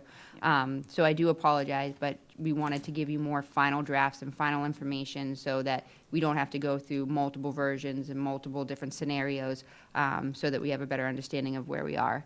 So that leaves just an update on the zoning articles like we had discussed. The common driveways is something that is a housekeeping item that we're looking to address. We're also looking to add additional bylaws for mixed-use development, but only in relation to those that have commercial retail on the bottom, not for a standalone mixed-use development. We have another housekeeping item with planned unit developments and putting in a footnote related to inclusionary housing. It's applicable under the law, but having the footnote just makes sure that it solidifies that it's part of the PUD process, which is a planned unit development. We did recently realize that we do not have a definition for salons as part of our personal service establishments, which we have plenty of salons here in Groveland, so we are going to make that correction there. And then we have the marijuana establishments, as we had discussed as a whole. I'm putting that forward. And then as part of that, we will also need to, if we decide to move forward, repeal the prohibition of the establishments as part of the zoning bylaw. For the general bylaws, I just noted that I forgot to include the chicken bylaw, if that is moving forward, but that is a general bylaw, so that would be listed there. We would also need to, again, repeal the establishments for the prohibition of marijuana establishments. That's also in our general bylaw, just not our zoning bylaw, so in 2 places. We also have to comply with a new law called Ollie's Law in regards to the enforcement of kennels. And so we'll need to update that aspect of the bylaw, including the fees associated with that. The town clerk and the building inspector have been taking the lead on that, so that will be before the board as well. And then, as we just discussed, there's the personnel bylaw that needs to be revised, whether it's removing that particular portion or making some updates to correlate with the town administrator bylaw. And that also ties into the capital improvement planning committee. As part of the town administrator bylaw, they put the capital improvement plan and the proposal of the capital improvement plan to the town administrator. So we need to update that in order to be reflective of the new policy.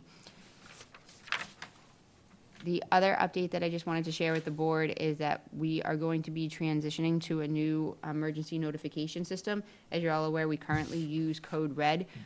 Code Red will send out an emergency alert if you subscribe that tells you if there's an emergency going on. We have used it for hydrant flushing. We have used it for water main breaks. The majority of it has been used by the water and sewer department, not necessarily the town as a whole. We have used it in the past when there's been situations such as a missing person by the police department. We have tried at times to use it for town meeting updates as well as community events and town meeting. However, people have had mixed feelings about that. They feel as though when they get the Code Red call, that it really should only be an emergency. This new system, which we're taking advantage of because of our partnership with the North Shore Regional 911, which is at no cost to the town, which cuts down on a $6,000 subscription fee that we had to pay to Co-Red. So that is great. It does give you the opportunity, being the resident, to elect which type of notifications that you want to sign up for. So you can sign up for the emergency alerts, just the emergency alerts, and you will only get the emergency alerts. If there's a hazardous issue going on, or again, if there's a missing person, something of that nature. But you can also elect for the non-emergency, and the non-emergency will give you an opportunity to know when town meeting is, or if there's a community event like the parade and you're shutting down roads or something of that nature, you can be alerted to that. And there's multiple ways that you can receive this communication. You can receive a telephone call, you can receive a text message, you can receive an email. So you can elect as that. So the resident has the ability to go in and select what it is that they want to be updated and how they want to be notified. So we are going to be looking to discontinue the system with Code Red on March 13th, 2026, so just this month. And residents must register for the new platform. So there was an option to take the existing list and to try and integrate it into the new system. But of all the users, the duplicates, the people who have moved, and a lot of the bad feedback that we heard from Code Red about, you know, I moved out of the community, I no longer want to be on this list. We couldn't do that from an in-house. You had to go in and physically remove yourself from the list, and people couldn't log on. They forgot the password. So it has been a nightmare. So we didn't want to carry that over into the new system. We figured that we would just broadcast what we have for the new system and let people choose, and that way build a new list from scratch. So moving forward, if we were able to, or we wanted to move back to Code Red or a different system, we would have all that new data that we had assembled as part of this process.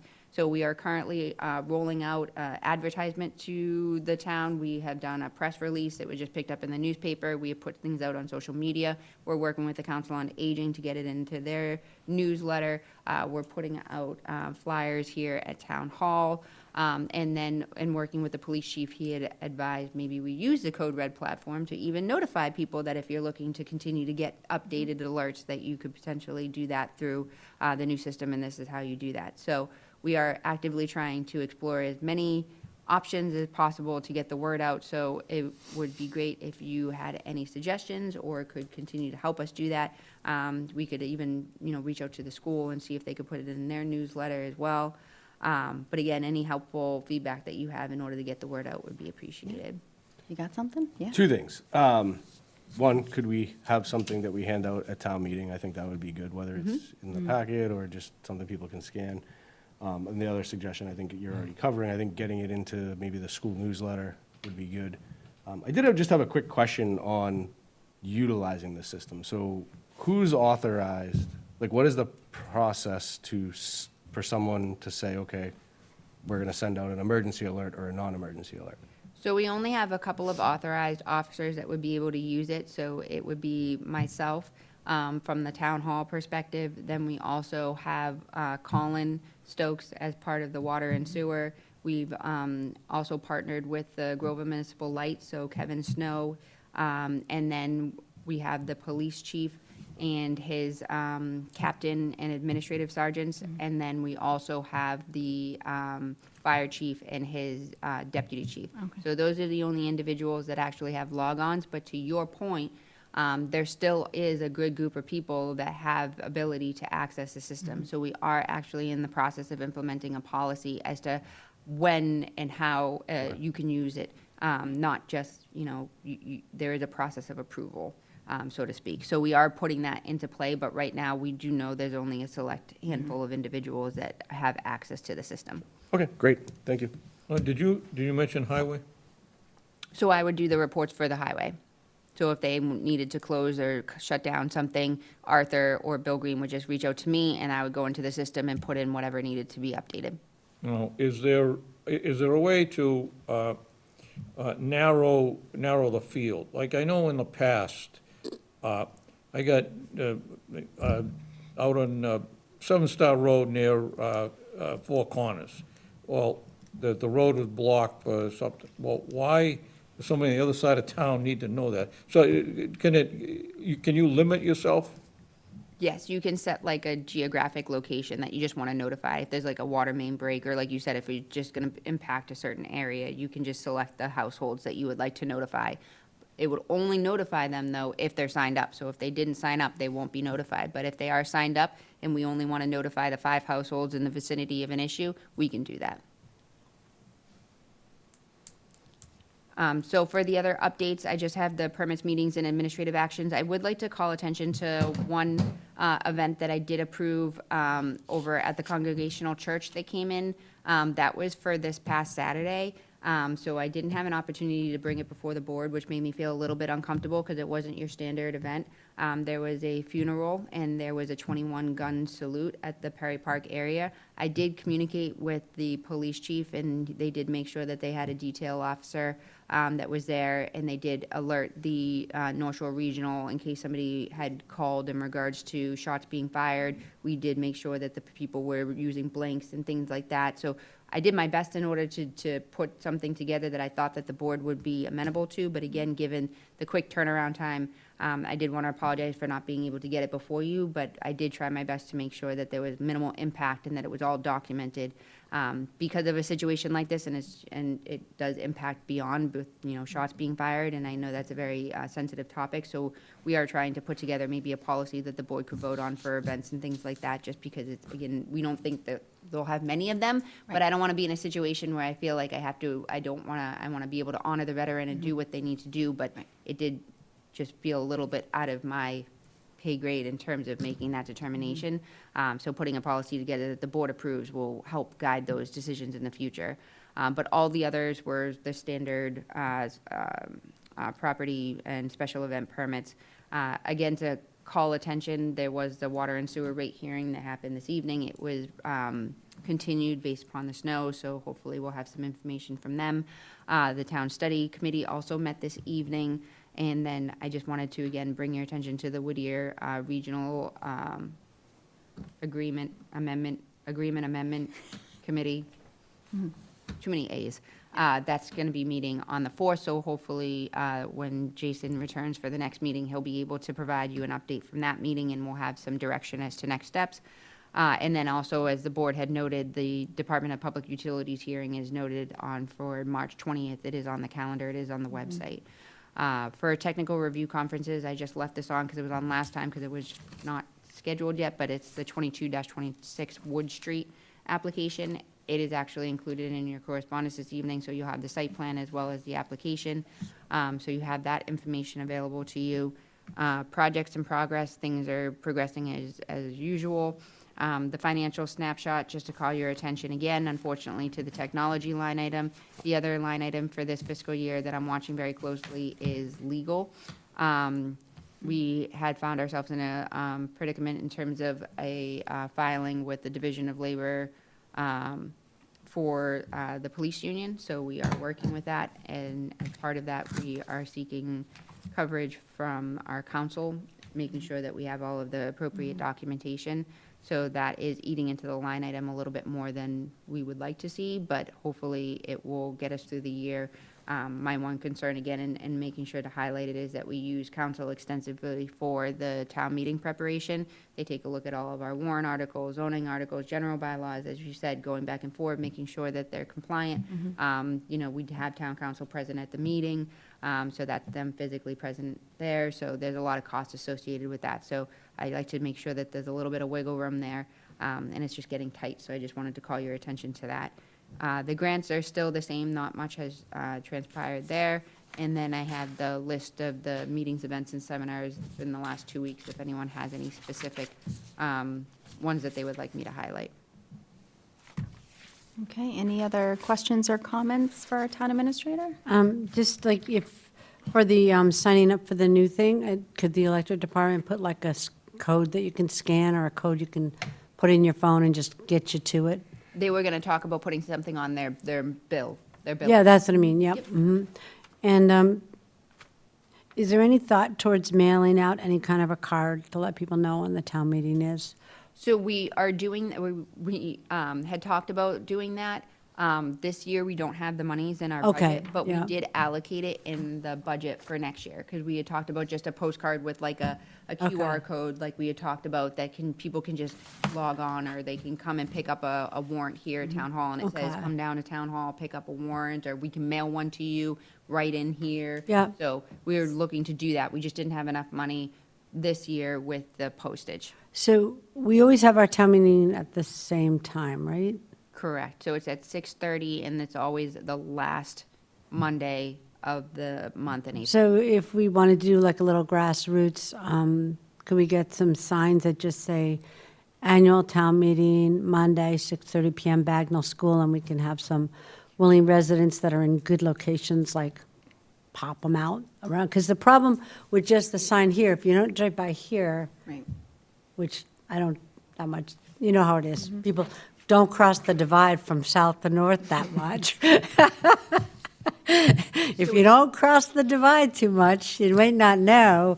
So it'd be, like we could put one at the fire station, at South Station, right? And then maybe we'd have a few residents in good locations that, I'm not talking about a lot, but would we have enough funding to get some durable home and Yard just, signs. yeah, and then people, they Need to can have pick them. them up I will. afterwards. So we did. So we actually got brand-new signs this year.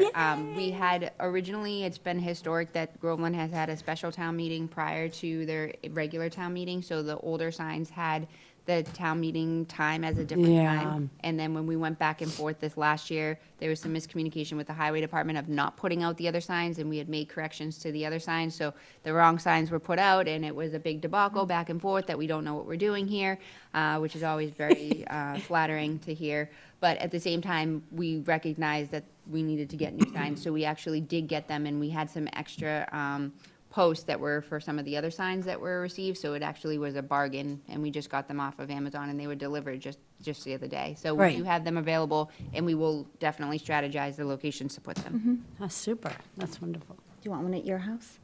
I'm on a dead-end street. I have a good location if you need it. You've got a good location. My, I'm on a circle. I can I do have a talk to ton my of son, Michael, signposts if you need them. and he's We got a did, good- there was a bunch of them, yeah. Excellent. Any other questions? Yeah, could you give just a quick synopsis of the 64 Washington Street project kickoff meeting? Yes, so we received a grant, we received two sources of funding. We received a grant for the rural development funds for 46 Washington Street, 64 That's what I'm trying to say. 46 Washington. Oh, we're not at No, I'm talking 64. about 64. It should be 46. Okay, that, I was, So that was the project kickoff meeting. Sorry, I keep on getting them switched. That's- But that was the rural development fund as well as the earmark from Representative Ramos. So we just started that meeting to figure out what we're going to do next. So my apologies, that should be 46. All right. Any other questions? No? No, almost it. All right, excellent. So now we have select board time and reports. Kathy? well, I will take you more pictures of that Valley Screw building, but it's really bad now. I mean, the wall is pushing out on that tree. I'm hopeful it will go into the road. No, I mean, I feel like,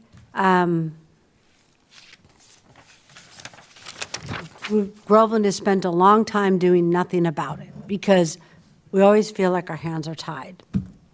But we're never going to get anywhere on it without doing something about it. So I guess I'd like to explore any and all options because it would be, I think, of great benefit to the community to see what was and what is now an eyesore and previously a Superfund cleanup site turned into something positive for the community. And that would involve, when I visualize it, not just the Valley Screw building, but the property behind it, because that is a really good-sized building that's not being used for anything and could provide huge benefit to a growing community like ours. Whether you use it for more department space for highway, or whether you use it for community center and have senior luncheons and YMCA after-school care, or whether, there's just so many ideas that come through my head, and I'm sure other people have even more ideas, but unless we start to move towards trying to do something, I feel like asking you to keep battling it out isn't getting us any closer to anything. So I'd like to make this somewhat of a priority on the select board, that we just go at this until we come up with something that will start moving this forward. Because we can't keep accepting that there's nothing we can do. There has to be something that can be done. And it might just be small steps at a time, but there has to be something.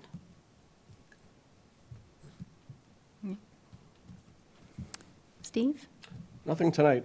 Nothing tonight? Nothing. Ed? Nothing? I'd just like to thank the town for keeping up with the snow. I think it was February 24th or something. I was corresponding with you, Rebecca, and I'm like, oh, thank you for the, it's been quite a year so far, so it's a thankless job to drive around with a plow all night and keep our streets clear. So thank you. I know it's tough.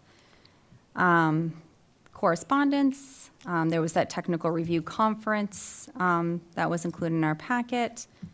So in closing, the next scheduled meeting of the Select Board will be Monday, March 16th at 6:30.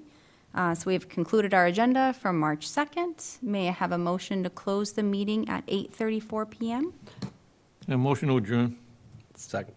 All right, all those in favor? 4 in favor, 1 absent. Thank you, Groveland.